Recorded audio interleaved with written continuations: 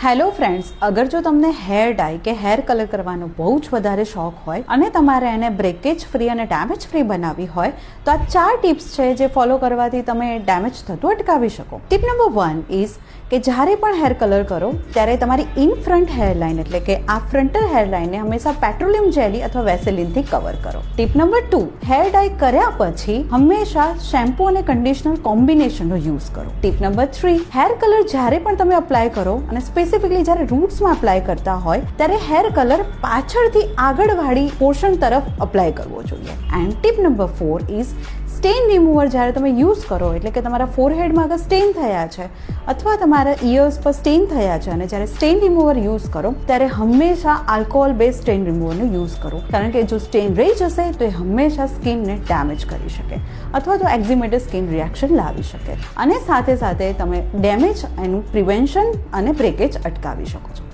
Thank you.